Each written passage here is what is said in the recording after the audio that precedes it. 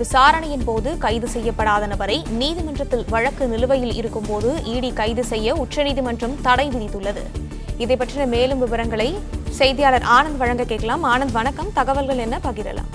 சட்டவிரோத பண பரிவர்த்தனை தடை சட்டத்தின் கீழ் சம்பந்தப்பட்டவரை அமலாக்கத்துறை கைது செய்யும் முன் சிறப்பு நீதிமன்றத்தினுடைய அனுமதி அவசியம் பெற வேண்டும் என உச்சநீதிமன்றம் உத்தரவிட்டிருக்கிறது.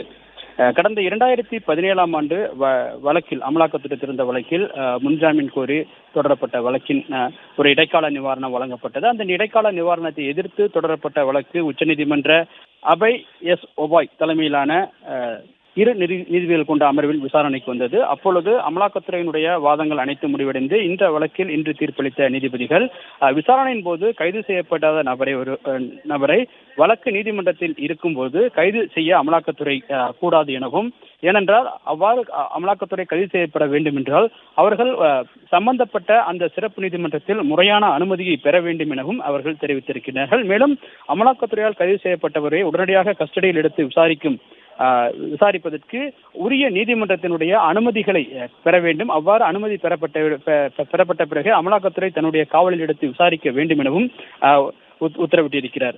மேலும் குற்றம் சாட்டப்பட்ட நபர் சிறப்பு நீதிமன்றத்தில் சம்மனுக்காக நீதிமன்றத்தினுடைய ஆஜராக கோரி சம்மன் அனுப்பப்பட்டு அந்த உத்தரவின் மூலமாக அவர் ஆஜரானால் அவர் காவலில் இருப்பதாக கருத முடியாது எனவும் உச்சநீதிமன்றம் தன்னுடைய அந்த உத்தரவில் தெரிவித்திருக்கின்றது.